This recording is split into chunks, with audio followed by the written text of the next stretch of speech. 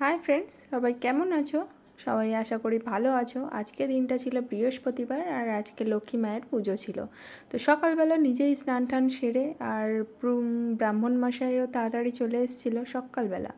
তো যাই হোক, আমি তাড়াতাড়ি সব কিছু পুজোর অ্যারেঞ্জ আমরা 3 যা মিলে করলাম আর পুজো টুজোগুলোও দিয়ে নিলাম। আর একই সাথে আমার ক্লাসও চলছিল, তো সব কিছু একসাথে সামলে নিলাম।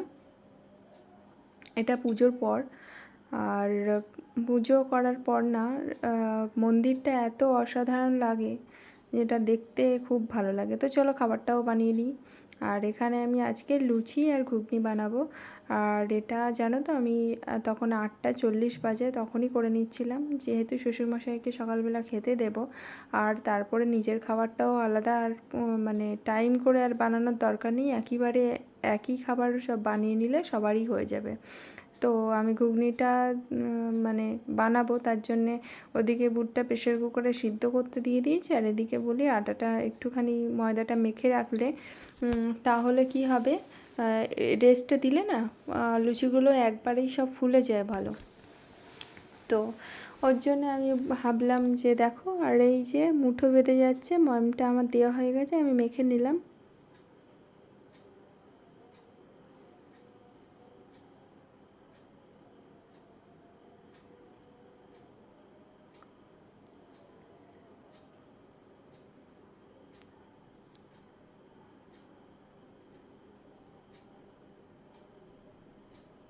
তো এই যে সিটি দেওয়া কমপ্লিট হয়েও গেছে, আর এদিকে আমার আটাটাও মাখা হয়ে গেছে।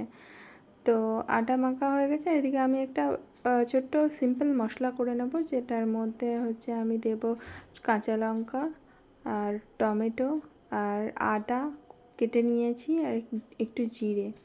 তো এটা আমি একটা ভালো পেস্ট বানিয়ে নেব। আর নেওয়ার পরে এই মশলা দিয়েই আমি ঘুগনিটা বানাবো। তো তার জন্য মশলাটা রেডি করে নিই।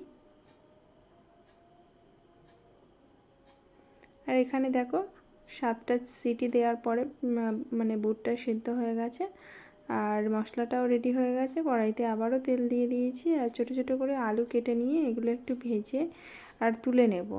তো কড়াইয়ে তেলটাও গরম হয়ে গেছে, আমি আলুগুলো ছেড়ে দিলাম। আমি এত ভয় পাই তেলে, মানে আলু ছাড়ার আগে বা যাই কিছু, দূর থেকে যাই হোক দিয়েছিলাম একটা তেজপাতা আর একটু মানে একটা শুকনো লঙ্কা আর একটু জিরে ফোড়নে দিলাম।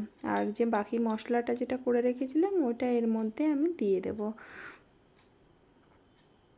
এই মশলাটা একটুখানি ভালো করে কষিয়ে নিয়ে যা যা দেওয়ার সব কিছু দিয়ে নিলাম। ওদিকে তরকারিটাও হয়ে গেছে, আর এই দেখো লুচিগুলো সব ফুলেছে।